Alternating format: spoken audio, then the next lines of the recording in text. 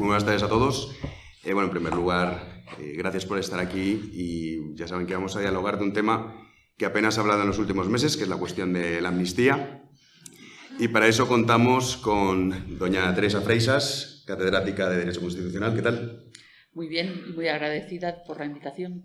Y con doña Cayetana Álvarez de Toledo, diputada y superviviente, o no sé si superviviente y diputada. ¿Qué tal? ¿Cómo estás?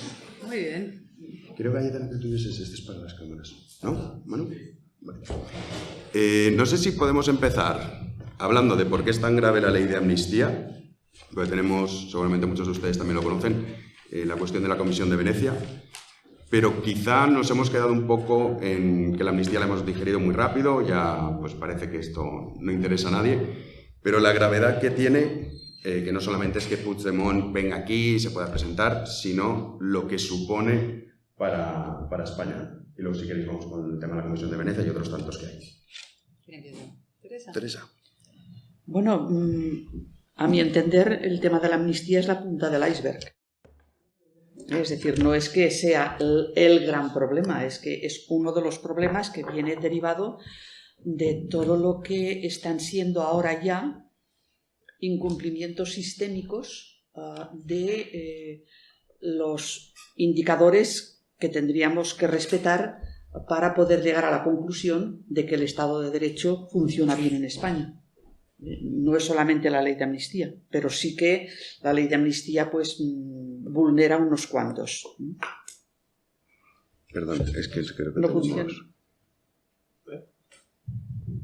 Sí, yo creo que sí. Ahora sí. Un poquito más cerca, que será un poco incómodo, perdón. Vale. Bueno, pues es esto que decía que realmente es un problema grave, pero que es la punta del iceberg.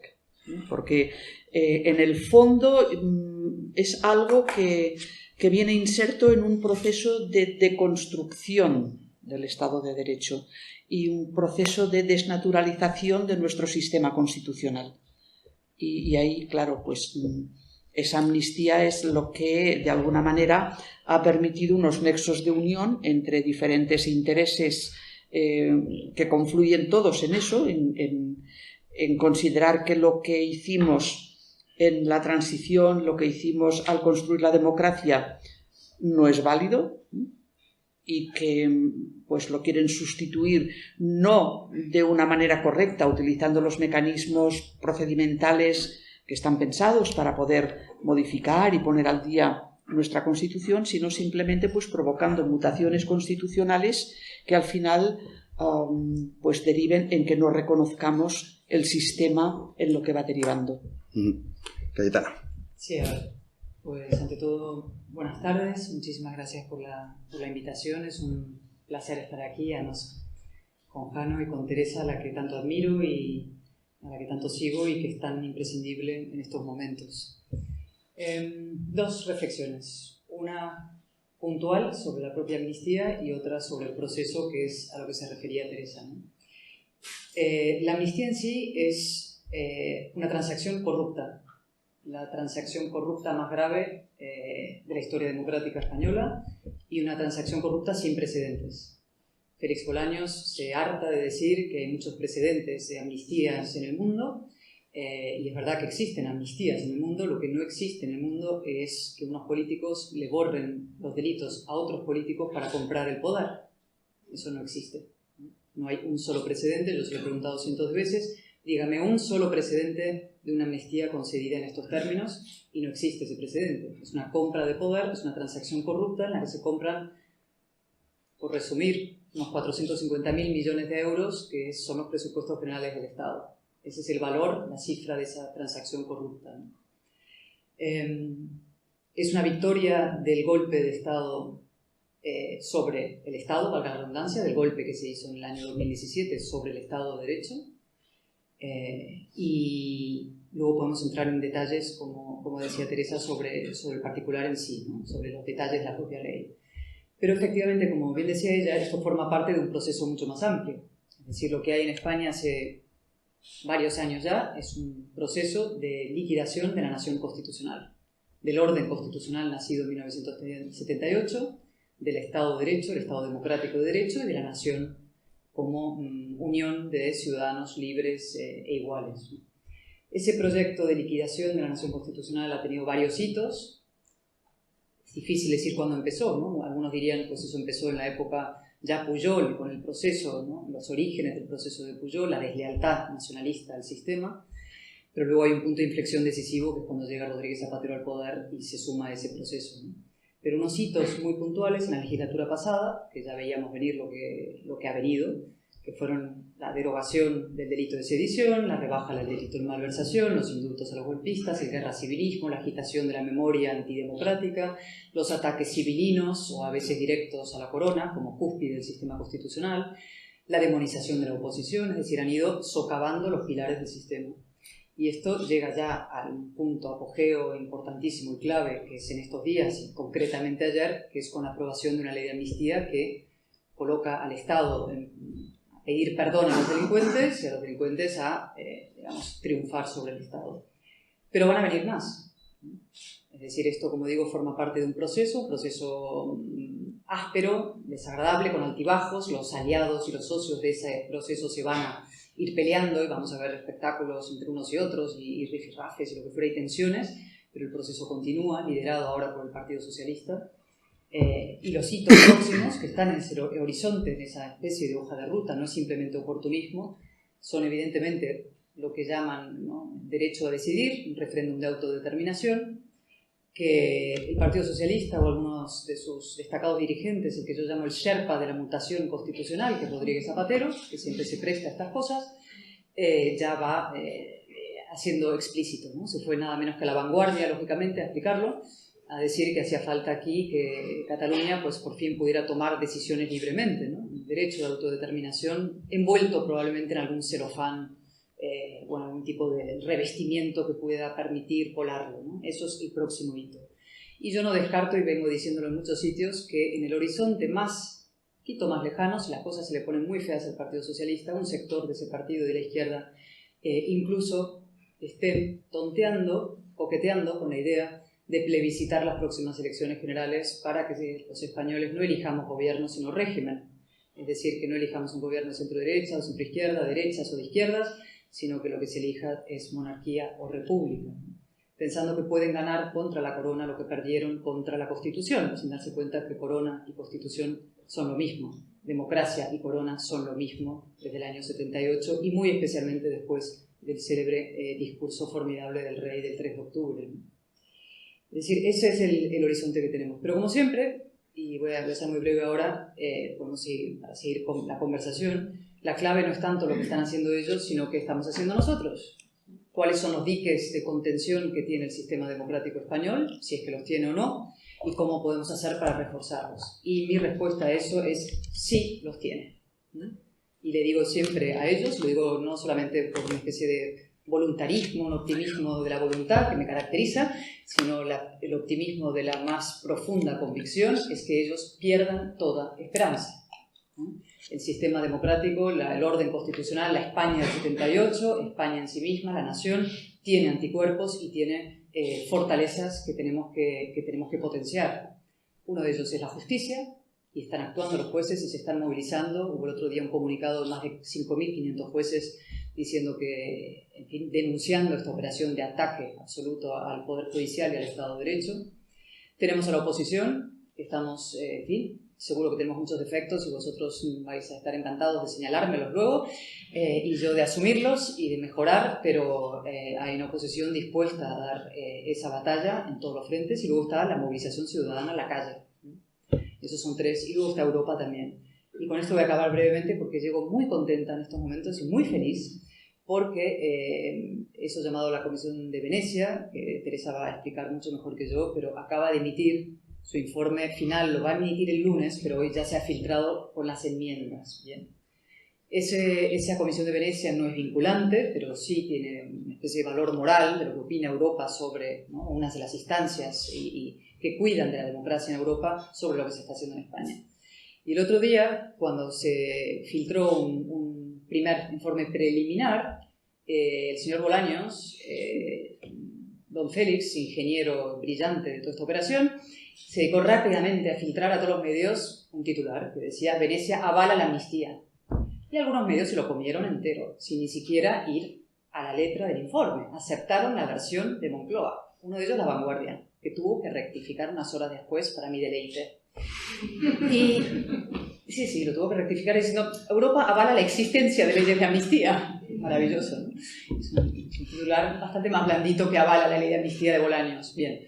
Entonces llevan una semana diciendo que el PP había ido a Venecia y había vuelto trasquilado, que avalaba a Venecia. Bien, pues Venecia ha sacado hoy el informe con las enmiendas y es del bulo de Venecia, que lo denunciaba el otro día en un control, al varapalo de Venecia que le dan hoy.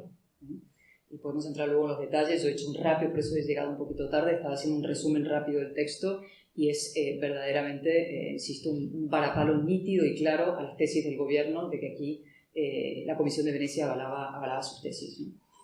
Por lo cual, insisto, hay esperanza y lo que hace falta es movilización, reagrupación y convicción y militancia democrática. Al margen de las siglas, que todos los que estamos y defendemos el Estado de Derecho nos movilicemos y hagamos, entre otras muchas cosas, actos como este. Así que muchas gracias.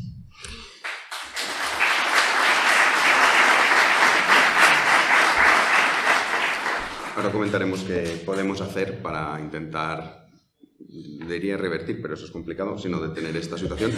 Pero comentaba Cayetana la cuestión de la Comisión de Venecia, que seguramente muchos de ustedes lo escucharían hace unos días, y luego, sorpresivamente, como también señalaba Cayetana, el PSOE mentía, no decía tal cosa, pero hoy con ese informe definitivo lo que viene a decir es que considera que la ley cubre un periodo muy amplio y ofrece, por decirlo así, una cobertura demasiado vaga, ¿no? O sea, básicamente es una reprimenda: oiga, esta ley de amnistía, aunque esto es un órgano consultivo, tengo entendido, por lo tanto, ¿qué impacto tiene, Teresa, este informe, si realmente tiene alguno? Sí, tiene un gran impacto.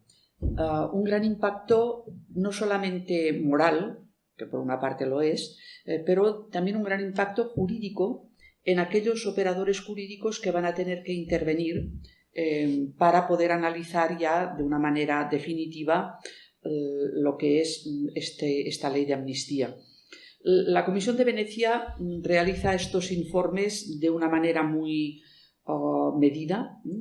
Yo lo decía una vez, esto aquí no busquen ustedes titulares ni busquen eslóganes, porque es un informe técnico muy meditado.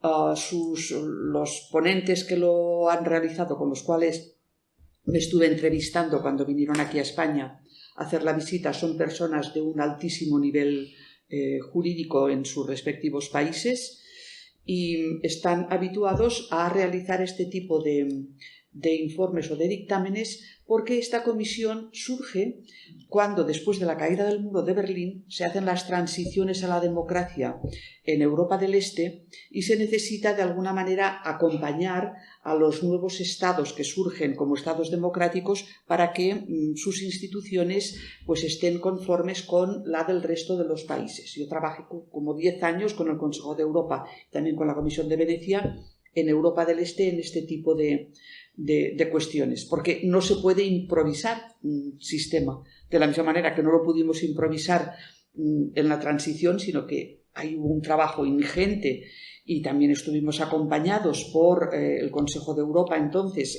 en distintos aspectos, pues se hizo esto con estos países. Y en eso la Comisión de Venecia pues tiene en cuenta sus propios estándares, porque es ella misma la que ha tenido que fijar criterios para que se pudieran evaluar si los estados respetan el Estado de Derecho o no.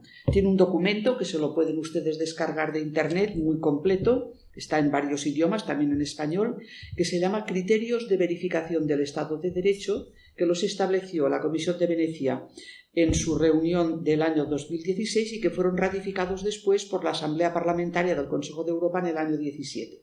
Con lo cual, digamos, hay un cuerpo jurídico allí ya muy acotado que se aplica sistemáticamente en los análisis que se realizan. ¿Y qué impacto va a poder tener?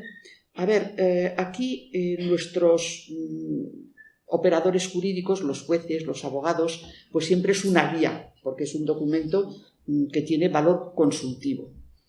Pero en Unión Europea, y la Comisión de Venecia no es Unión Europea, es del Consejo de Europa, pero en Unión Europea, desde que la Comisión Europea adoptó otro mecanismo, que es el mecanismo informal de verificación de la infracción de valores, se llama mecanismo preventivo, Entonces, en ese mecanismo preventivo, para poder hacer ella, la propia Comisión Europea, de la Unión Europea, sus análisis, dice que podrá ser ayudada por la Comisión de Venecia. Es decir, hace una remisión a que ella, en sus análisis, puede tener en cuenta los criterios, la ayuda de la propia Comisión de Venecia. Entonces, esto le va a ser muy útil al señor Reinders, este informe, porque el señor Reinders va a emitir un informe sobre la ley de amnistía cuando esta ley de amnistía ya no sea en absoluto susceptible de cambios. Bueno, pues tiene ahí un documento magnífico de la Comisión de Venecia que le sirve para reforzar su análisis. Y después también va a ser muy útil en la presentación de cuestiones prejudiciales ante el Tribunal de Justicia de la Unión Europea, porque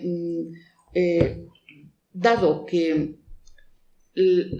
cuando se apruebe la ley de amnistía, pues esa ley sigue un procedimiento para su aplicación. No es que salgan el BOE y todos amnistiados, sino que cada persona va a tener que reclamar ante el órgano judicial correspondiente que le toque, el que le toque por situación, por procesal o por cómo estén las cosas en ese momento, va a tener que reclamar que le apliquen la ley de amnistía.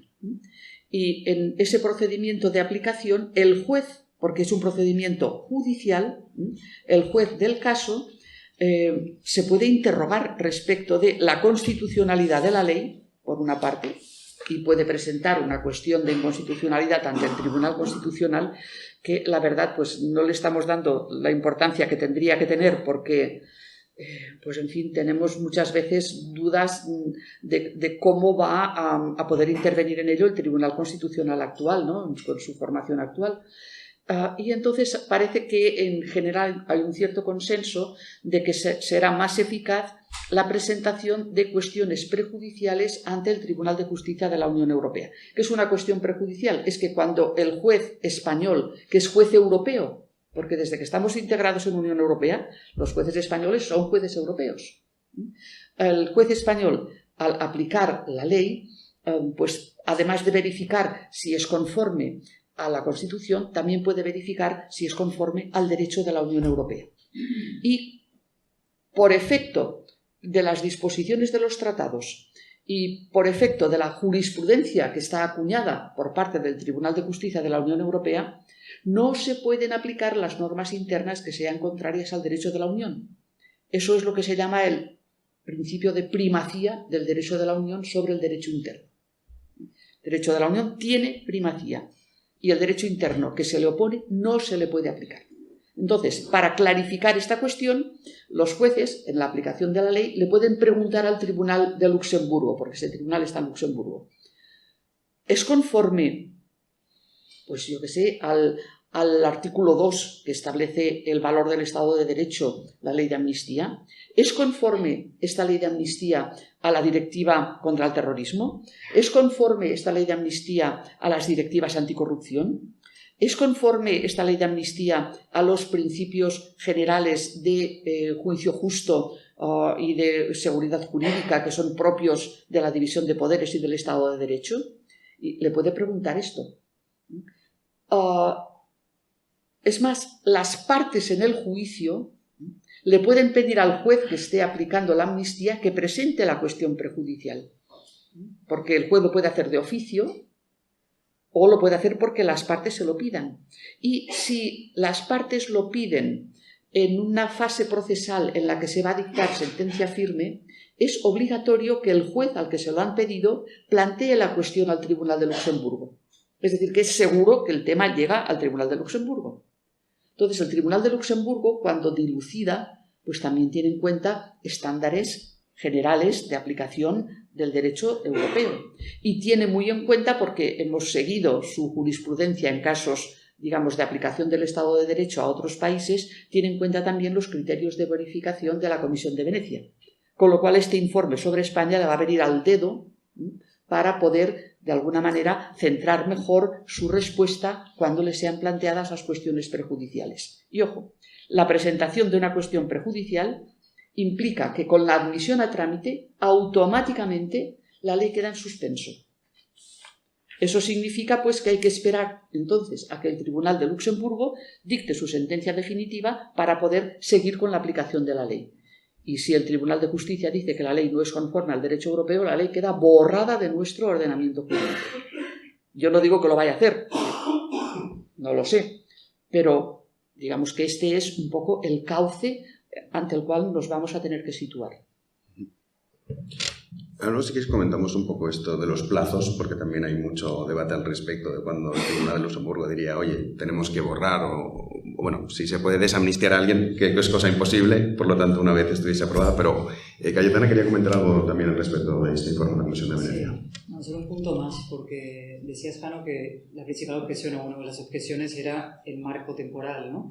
Pero es que esa es solamente una. Las que plantea el informe son realmente profundas, invalidantes, en mi opinión. Es decir, no solamente lo que ya había, o sea, en el informe previo veíamos, bueno, que está recogido en el actual, que se exigía, por ejemplo, transparencia, ¿no?, en el proceso y había un secretismo suizo, ¿no?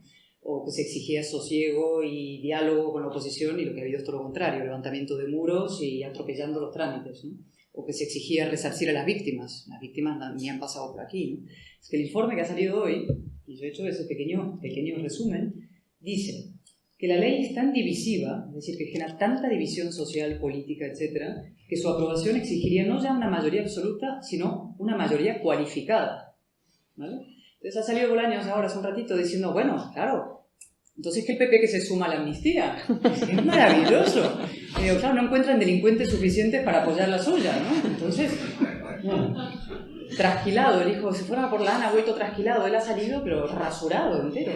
Bueno, dice también que en lugar de reducir el ámbito temporal como exigía el informe, lo que han hecho es ampliarlo en las últimas enmiendas que metieron. ¿Por qué? Para meter a los hijos de Pujol. O sea, no es que no le hicieran caso al informe, que hicieron lo contrario.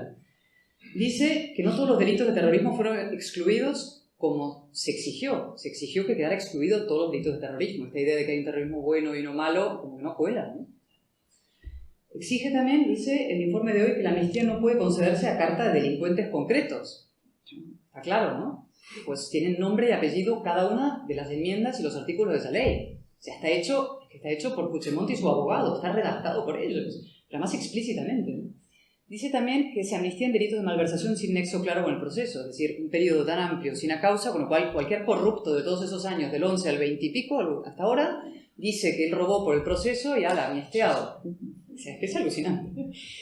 Es que, en fin, hay que tomárselo con un cierto sentido del humor para no hundirse, ¿no?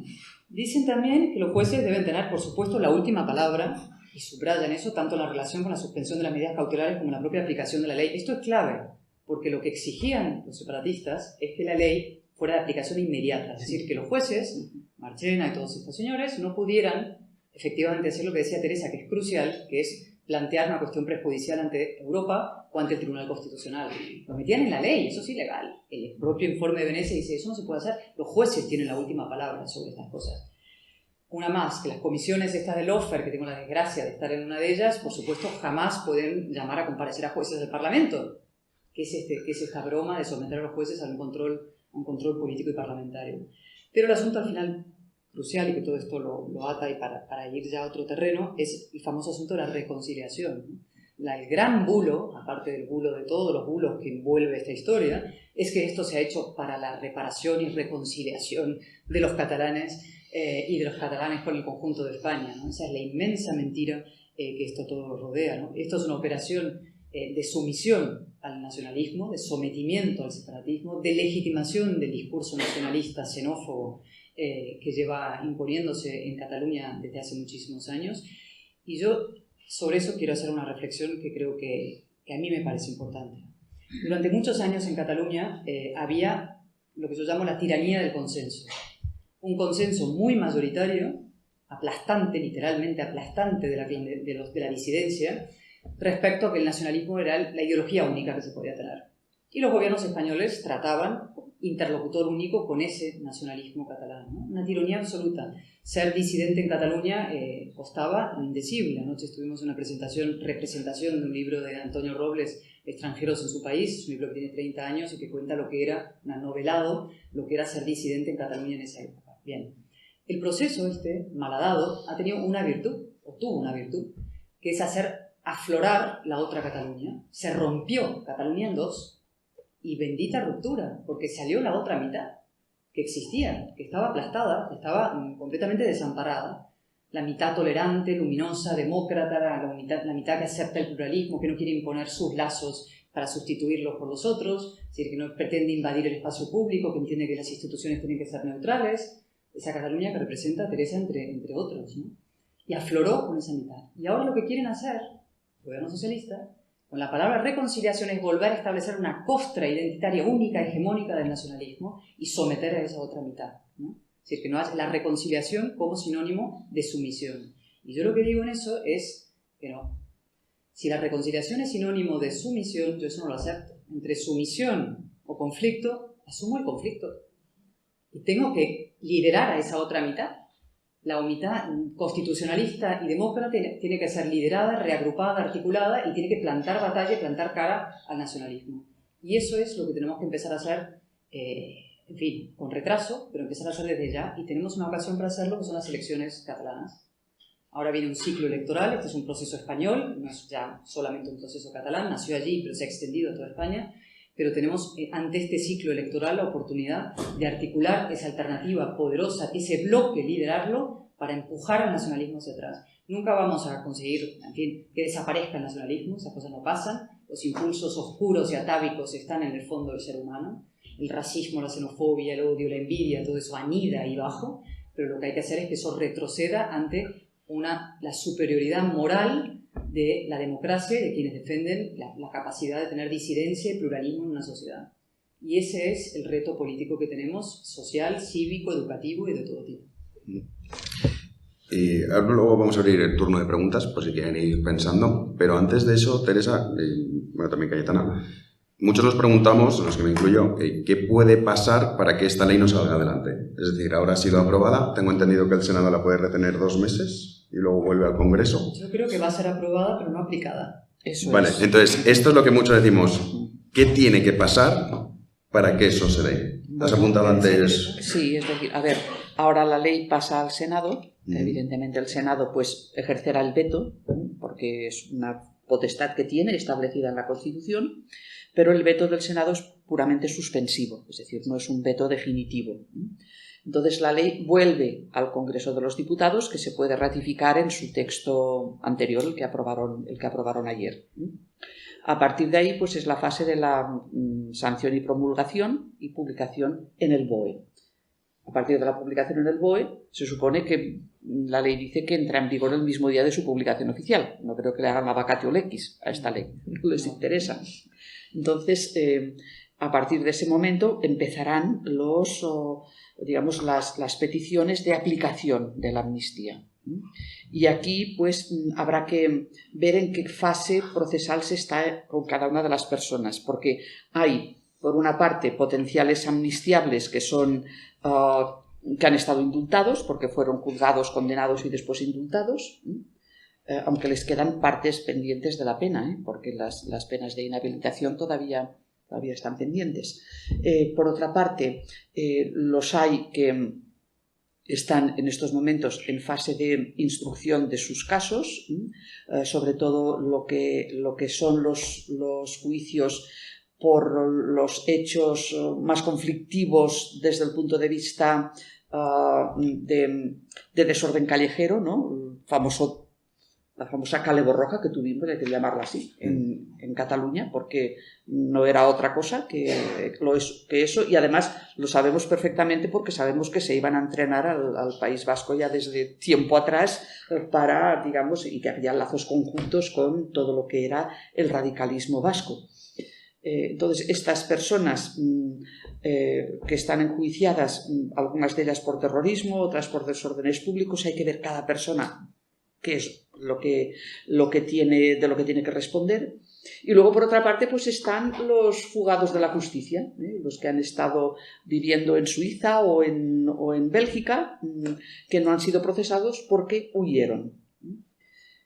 Bueno, pues todos ellos van a tener que solicitar que se les amnistíe ante el tribunal que sea el competente para ver su caso. Y ahí el otro día me preguntaban, dice, bueno, y entonces, claro, como habrá jueces de primera instancia o jueces, digamos, o audiencia provincial que está viendo algunos casos, a lo mejor resulta que algún juez va y los amnistía. Y había gente que temía que eso pudiera condicionar la presentación de cuestiones prejudiciales o la opinión del Tribunal de Justicia de la Unión Europea. En absoluto. Es decir, si les van con el bulo, no es cierto. Es decir, aunque haya algún juez que, bueno, puede haber de todo. Es decir, en Cataluña tenemos incluso una asociación de jueces independentistas. Es decir, somos tan magnánimos, ¿no?, que está funcionando ahí desde el año 16 y con nombres y apellidos. Yo siempre, cuando tengo algún problema, digo, voy a ver si está en la lista para recusarlo, ¿no? Porque, claro, dices, pues no sé con qué ojos te van a mirar, si, yo qué sé, si te ha saltado un semáforo en rojo, ¿no? En fin, pues toda esta serie de casos no condicionan en absoluto lo que puedan decir el Tribunal de Justicia de la Unión Europea. Es más, hay precedentes en otros países en donde se aplicó, creo que fue en Rumanía, se aplicó una amnistía y después hubo un cambio de gobierno y el gobierno cambió la ley revirtiendo la amnistía. Y claro, entonces ahí se planteó otra vez otro problema que fue resuelto judicialmente. ¿Qué es lo que preguntó el Tribunal de Justicia de la Unión Europea? ¿Esa persona fue juzgada? Si fue juzgada y hay una resolución judicial, pues hay una resolución judicial. Pero, ¿estaba en trámite el procedimiento cuando le aplicaron la amnistía? Pues si estaba en trámite el procedimiento, primero que se la juzgue. Es decir, que revirtió, el Tribunal de Justicia permitió revertir los efectos de la amnistía. Eso hay que estudiarlo siempre muy bien porque no hay traslaciones automáticas, ¿no?, de un pleito en un sitio a otro sitio. Pero hay precedentes porque es que, claro, es que el mundo es muy complejo y la verdad, muchas cosas que parece que sean insólitas no se han inventado aquí, ni nacieron ayer, sino que si vamos viendo la historia de países en los cuales se han fijado todos estos del Procés para ver qué podían copiar de cada sitio, pues después también nosotros tenemos que ir viendo cómo se ha respondido a esta serie de cuestiones en esos lugares, porque ahí tenemos también pistas para poder revertir todos los efectos negativos que todos estos años nos han ido creando en nuestra propia vida política, social y económica. Comentabas, Cayetana, que la ley iba a ser aprobada pero no aplicada. O sea, ¿tienes ahí una esperanza? O sea, yo tengo esa esperanza, sí. Evidentemente va a haber, en fin, esto va a ser messy, ¿no? Va a haber mucho litigiosidad, mucho lío político, porque fijaros, bastante perversa la situación que se ha creado. Claro, en la propia Cataluña hay una competencia feroz entre Esquerra y Junts, ¿no?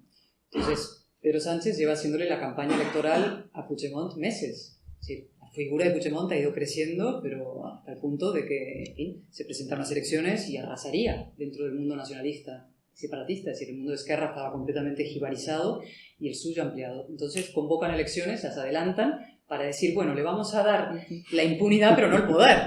No vaya a ser que la ley ya entre en vigor, lo que fuera, y que las elecciones fueran en octubre y llega Puigdemont, el lord de multitud, y arrasa aquí, se convierte, en fin, destroza Esquerra Republicana, ¿no? Es decir, toda esta ingeniería que han montado acabaría en beneficio efectivamente de Puigdemont, que es lo que se está viendo. Entonces adelantan las elecciones. Bien. Entonces una vez que adelantan las elecciones, ahora Puigdemont tiene que tomar una decisión. Se va a presentar, ya lo ha dicho, las elecciones. Pero claro, aquí va a venir una especie de carrera judicial y política a ver qué pasa. Él dice que quiere venir aquí a su toma de posesión. Quiere venir a poder tomar, está obligado a tomar posesión físicamente del cargo si ganara esas elecciones. Claro, si la amnistía no está plenamente adaptada para él, por ejemplo, el Tribunal Supremo dijera, mira la ley y dice no aplica su caso al señor Puigdemont, este señor vuelve y el señor Llarena lo puede llamar y meter en la cárcel. Y ellos están forzando la cosa política a decir, meten en la cárcel al presidente electo de la Generalitat. ¿Vale? O sea, hay otra previa ahí, ¿eh? Hay una previa.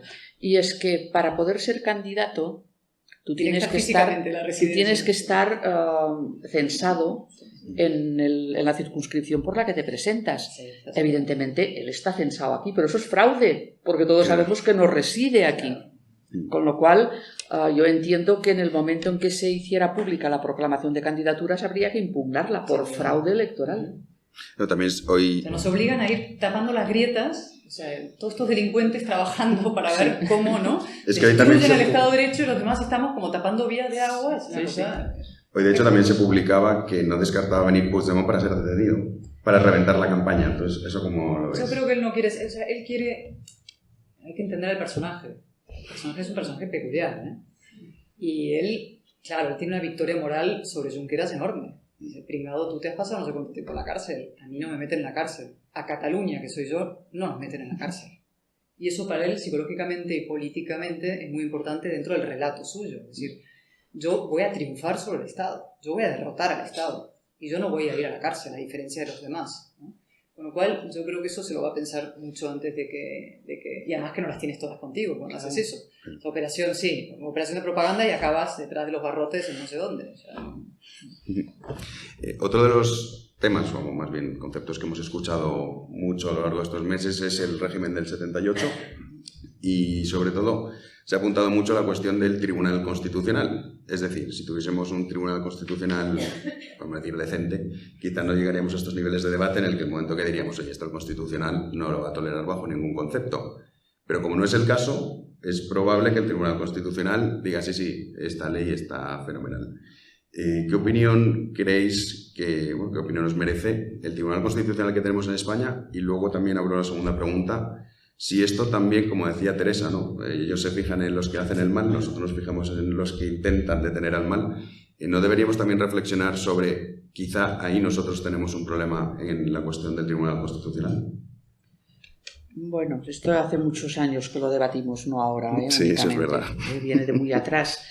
Viene de muy atrás por la interpretación de algo que es un requisito que, además de los años de experiencia profesional que se suelen pedir, es el de que se sea jurista de reconocido prestigio. Recordemos la sentencia que ha habido sobre la presidenta del Consejo de Estado, en donde se reconoció que tenía grandes méritos de experiencia profesional, pero que como jurista de reconocido prestigio pues no tenía publicaciones, no tenía intervenciones en foros profesionales de alto nivel. Es decir, hay maneras de poderlo verificar esto. Claro, el Tribunal Constitucional es elegido no solamente aquí, sino en prácticamente todos los países que tienen Tribunal Constitucional, porque no todos lo tienen. En algunos países el control de constitucionalidad lo hace el Tribunal Supremo, en Estados Unidos, por ejemplo. Entonces, en todos los países intervienen los órganos políticos para nombrar a magistrados del Tribunal Constitucional.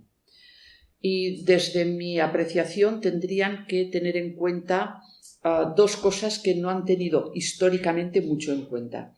Y es, por una parte, lo que he dicho antes, lo del prestigio profesional bien medido. Es decir, que efectivamente pues, se escogiera a las personas por su capacidad profesional que pudieran aportar en positivo a un órgano de este estilo. Y, en segundo lugar, el Tribunal Constitucional no está para enviar a personas de 40 años, como se ha hecho muchas veces. ¿Por qué? Porque como tienen... No es como en Estados Unidos, que es vitalicio, y una vez que te nombran ya puedes hacer lo que quieras.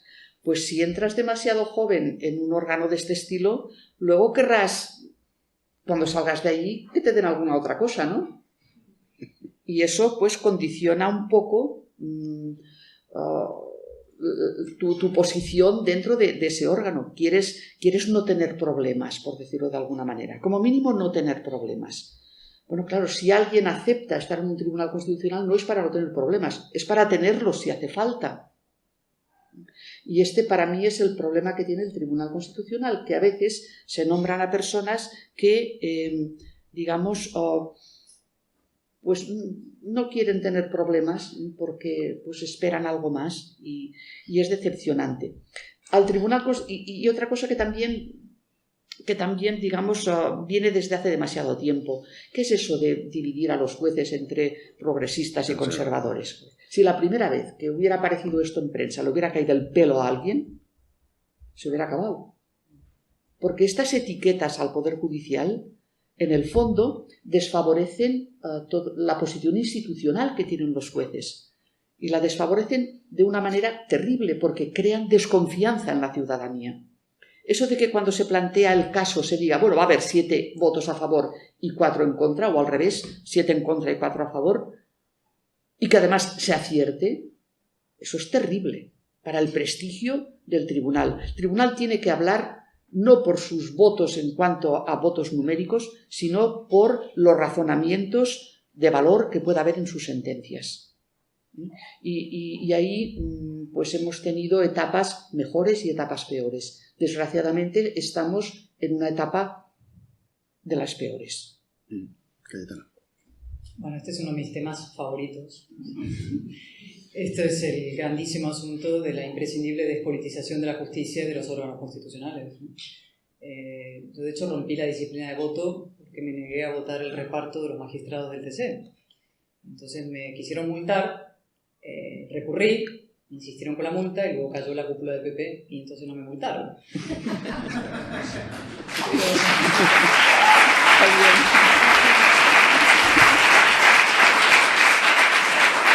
Entonces, bueno, con la, entre comillas, legitimidad que me da no haber votado a este tribunal, quiero decir que esta ley de amnistía es tan abyectamente inconstitucional que ni aunque estuviera presidido el TC por un híbrido de Dolores Delgado, Rodríguez Zapatero y Félix Bolaño podría avalarla. Cuando me dicen a mí, Conde Pumpido, le digo, sí, todos nos conocemos, y nuestras biografías, y los polvos, y las togas, y estas cosas, pero insisto, es tan brutalmente inconstitucional esta ley que ni aunque fuera eso, un híbrido de Delgado, Zapatero y Bolaños, podría avalarla, en mi opinión, ¿no? Y vinculado a esto está, bueno, ¿qué está pasando en el Consejo General del Poder Judicial? Es la siguiente pregunta, ¿no? Y yo creo que ahí es absolutamente esencial que mantengamos firmes la posición en defensa de la despolitización del CGPJ, ¿no? Es decir, que volvamos al modelo constitucional. Porque claro, Bolaños nos dice, ustedes no cumplen la Constitución. No, quienes la incumplen son ustedes. Si en el año 65, es verdad, se reforma la ley, Partido Socialista, y desde entonces hay un reparto de cromos que ha alcanzado puntos obscenos, ¿no? Lo que decía Teresa es verdad. Está muy mal que los medios digan progresistas y conservadores, pero desde el punto de vista de los partidos participen en el reparto de jueces, yo pongo uno, tú pones este nombre, etcétera, pues ya se ha pervertido todo, ¿no? Y se acaba percibiendo de una determinada manera, y eso hay que acabar con ello. Y por tanto hay que mantenerse firmes en la despolitización y no ceder por más presión que ponga el Partido Socialista o el gobierno ahora. Y añado al argumento puramente casi moral o ético de que es imprescindible una justicia independiente, jueces que elijan a los jueces, es mejor que políticos que elijan a jueces, por una cuestión añadida que es la circunstancia. Tenemos un gobierno que está haciendo de la destrucción del Poder Judicial y el sometimiento del Poder Judicial parte esencial de su agenda. ¿Por qué? Porque es un dique de contención del sistema. La justicia es lo que va a proteger el orden constitucional y lo que quiere el PSOE, lo que quiere el gobierno es arrasar y controlar y sojuzgar al Poder Judicial. Y no podemos aceptar que esa operación la rematen a través del Consejo. Esto nos coloca en situación difícil, es verdad, sí. Y hay muchos magistrados y gente muy seria que critica al PP por no participar y no renovar o lo que fuera, pero es que en este caso no es una renovación, es una claudicación del Estado hacer esa operación. Y quería plantear un supuesto, y ahora abrimos la ronda de preguntas. En el supuesto en el cual comentabas, ¿no?, que los tribunales europeos dijesen, oye, que esta ley de amnistía, digamos, incumple el derecho europeo comunitario. Claro, ellos podrían seguir aplicándola, cuando digo el gobierno, en España, porque realmente... ¿Por qué? O sea, ¿qué podría hacer la Unión Europea, más allá de decir...? No, si el Tribunal de Justicia declara la ley contraria al derecho de la Unión Europea, esa ley es inaplicable.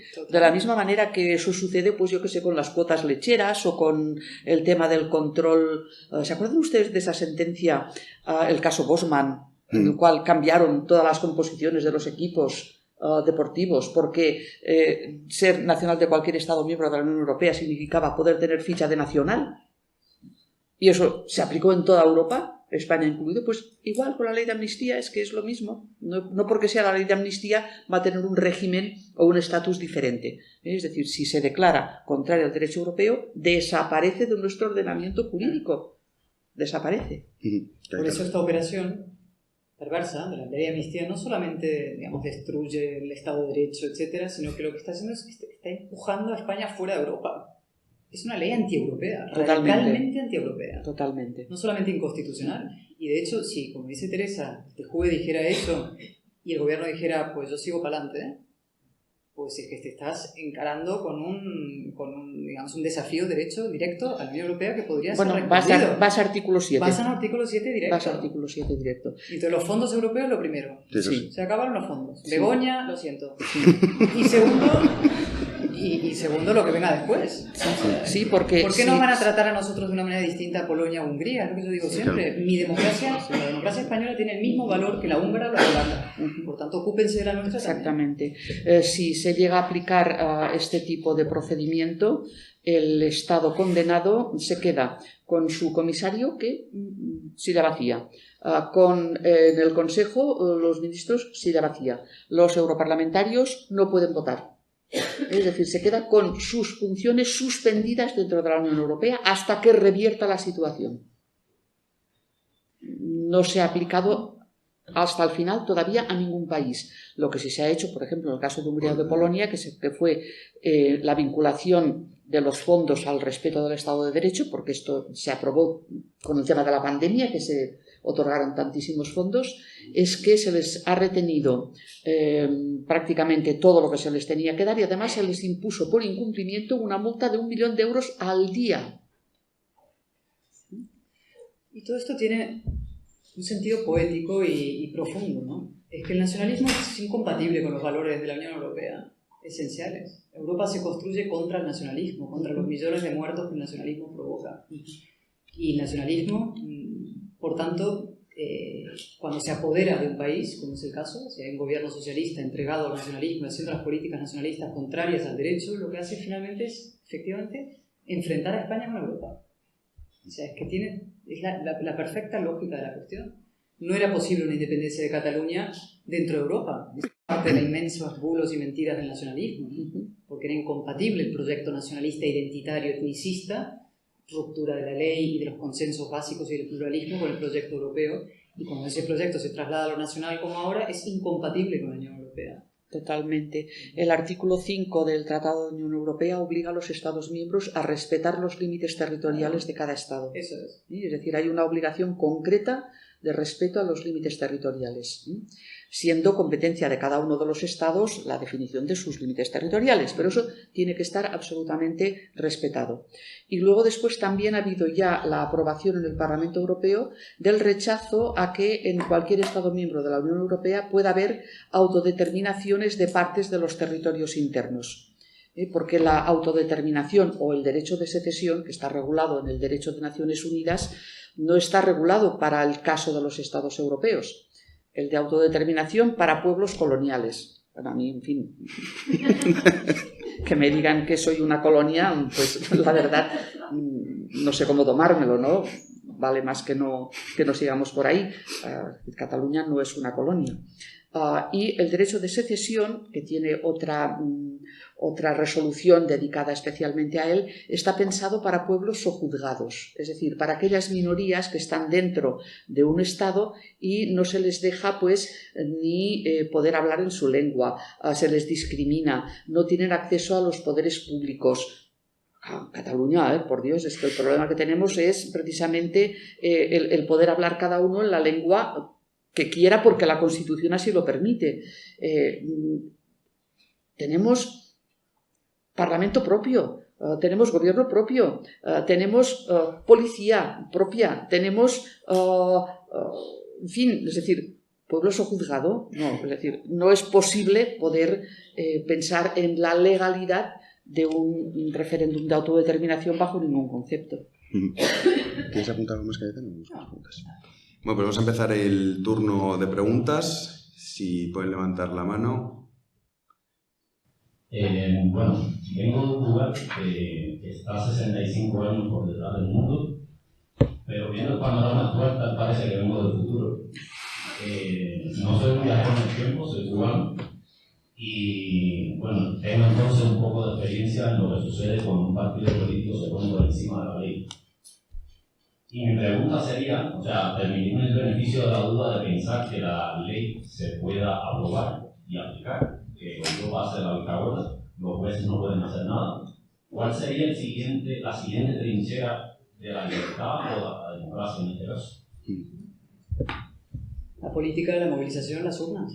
Claro. Al final la solución son las urnas. Y eso significa que cada español tiene que movilizarse también, ¿eh? En una sociedad española actual aletargada, parece, por el socialismo. No letargada, no tanto, ¿eh? A mí cuando me dicen, no, los españoles, no es verdad. A veces se han convocado movilizaciones, manifestaciones por parte de organizaciones que no tienen 2 duros ni para nada y salen cientos de miles de personas a la calle y se movilizan. Yo no caigo en la resignación, el pesimismo, el pensar que esto está perdido, ¿no? Yo creo que los españoles, como pasó en esa extraordinaria manifestación del 8 de octubre, se paró el proceso y se derrotó el proceso. Luego el socialismo lo que hizo es rescatarlo y reanudarlo, alucinantemente, pero el Estado derrotó el proceso.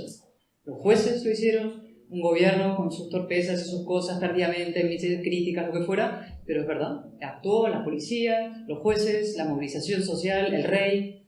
Hay anticuerpos, claro que los hay, de momento, ¿verdad? En fin, que nada está ganado y esto no significa que todo va a ir bien, con lo cual nos sentamos a descansar en el sofá y a ver cómo pasa. No, hay que movilizarse, militancia democrática. Y contrarrestar el relato, porque Sí. nos están intentando hacer creer cosas que no es verdad. Nos intentan hacer creer que prácticamente toda Cataluña es independentista o es secesionista. Vamos a ver, tienen mayoría en el Parlamento de Cataluña por efecto del sistema electoral que tenemos nosotros en Cataluña. Yo ahora estoy censada en Lérida. Antes lo estaba en Barcelona. Mi voto en Lérida vale casi 3 veces más que cuando vivía en Barcelona. Esto es algo, bueno, en Estados Unidos 7 estados tuvieron que cambiar su legislación electoral para las asambleas estatales porque el Tribunal Supremo Federal dijo que ahí había una degradación del valor del voto.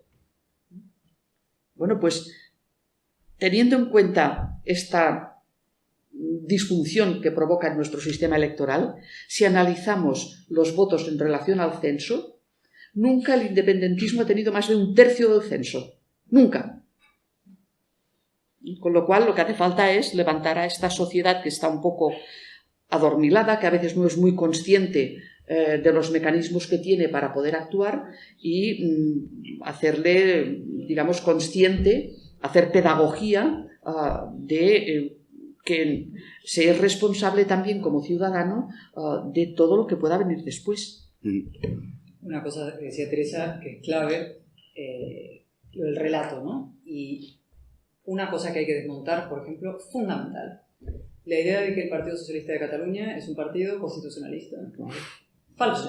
Yo siempre decía, es el tonto útil del separatismo. No es el tonto útil, ¿no? Es la retaguardia criptoseparatista. Son separatistas que se disfrazan de izquierdas para blanquearse. Son parte del problema. Entonces, el señor Illa, esta cara que no ha roto un plato, parece Clark Kent, ¿no? Por ahí, pero es que son lo que hay que derrotar. O sea, el Partido Socialista de Cataluña, lo decía Nicolás Redondo anoche en esta presentación del libro, que estuvo estupendo Nicolás, y dijo que el día de ayer pasaba a la lista de los episodios de la infamia de la historia española, y dijo esto del PSC, que una de las cosas que tendrá que hacer algún día un PSOE si se quiere refundar o hacer algo, o aspirar a alguna hegemonía, volver a tener un proyecto nacional, es destruir al PSC, ¿no? O sea, el PSC es lo peor. Han blanqueado desde el minuto 1 el proceso, no solo el proceso, el nacionalismo como ideología. Y hay que dar esa batalla cultural, definitivamente, y explicar que el nacionalismo no es una ideología progresista, al contrario, es una ideología profunda y radicalmente reaccionaria. Y no pueden repartir los carnets de centralidad y moderación en España. Cualquier otro país del mundo, tú dices un nacionalista y piensas reaccionario, ¿no? Tribalista. Aquí no. Un nacionalista es un señor que es la centralidad en España. Dice quién es moderado, quién es radical, quién es un facha, quién no. Pues eso es una perversión de nuestra historia. Tiene que ver con el franquismo, con el posfranquismo, con el relato, con cómo se ha construido, ¿no? Y de aquel fallido relato, estos lodos de ahora, ¿no? Entonces tenemos que combatir eso del relato. Claro. No, es que realmente el PSC ha dejado huérfanos a los socialdemócratas que podía haber en Cataluña. Los ha dejado huérfanos. Los ha dejado huérfanos porque este sistema electoral que les he dicho que viene pues desde las primeras elecciones del primer Estatuto de Autonomía, ellos, el Partido Socialista, lo blinda en el Estatuto del 2006 y hace que para poderlo reformar se necesiten los 2/3 del Parlamento de Cataluña, que es una barbaridad. Los 2/3 para Parlamento de Cataluña, cuando para reformar la ley electoral española con mayoría absoluta tienes bastante. El PSC últimamente es el que más se ha opuesto a la aplicación de las sentencias del Tribunal Supremo, exigiendo que como mínimo el 25% de las asignaturas en las escuelas se pudieran impartir en castellano. Si el PSC no lo hubiera avalado, esto no hubiera tirado para adelante. Claro, entonces, ¿qué es lo que está pasando? Que una ideología que es tan válida como cualquier otra, como puede ser la socialdemócrata, se ha quedado huérfana. Ahí hay un vacío, una orfandad, que vamos a ver de qué manera eso después se proyecta, porque claro, en las pasadas elecciones en Cataluña, pues el hueco que dejó Ciudadanos, en parte, una parte pequeña, pero una parte significativa, se fue hacia el PSC, porque lo consideraron el mal menor. No el mal menor. Un error. Claro. Vamos con la siguiente pregunta. Sí, cuando ha mencionado las partes de un proceso para solicitar una cuestión de prejudicial, ¿quiénes son las partes del proceso? Porque puede ser el afectado. No, el juez no es parte. No, el juez no es parte. Las partes en el proceso son el particular afectado por el proceso, el Ministerio Fiscal, el abogado del Estado. Puede haber también una acusación particular, es decir... ¿Pero puede el gobierno evitar que haya acusación particular? No. Afortunadamente no se han dado cuenta y no lo han metido en la ley de amnistía. Sí que son muy perfectos. Bueno, pues con ese mensaje de esperanza nos quedamos. Esperemos que la situación se pueda revertir antes de que sea demasiado tarde. Ahora ya viene la mesa que va en relación de economía. De amnistía pasamos al tema económico. Muchísimas gracias, Teresa. Gracias. Muchísimas gracias, Cayetana. Y muchas gracias a ustedes.